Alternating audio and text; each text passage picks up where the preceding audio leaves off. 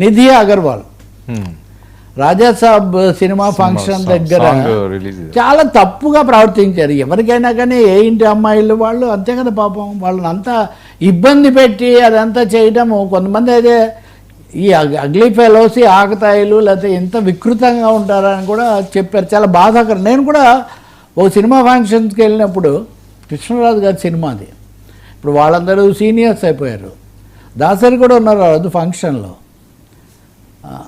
దాసనారాయణరావు కొన్ని ప్రయోగాలు చేసేవాళ్ళు కదా, ఆయన ఒక రూరల్ సెంటర్లో పెట్టారు ఆ ఫంక్షన్ కావాలని.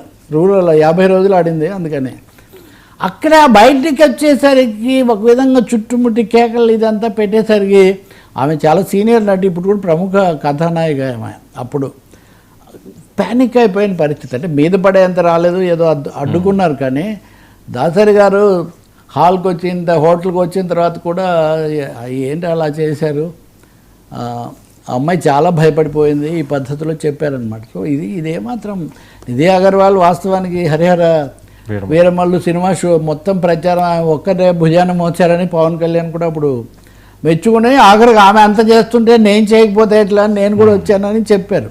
సో నేననేది అట్లాంటివి సమాజంలో ఏమైనా జరిగితే నోరు పారేసుకుంటే చౌకబారుగా మాట్లాడితే తప్పకుండా ఖండించవచ్చు, అది ఎవరు చేసినా. కానీ అలానే అన్ని మీడియా మీద తోసేసి మీడియా వాళ్ళు చేశారు అని చెప్పడం కాదు. ఇది తప్పకుండా నట కిరీటి కొంచెం కిరీటం సవరించుకుంటారని నేను ఆశిస్తున్నాను.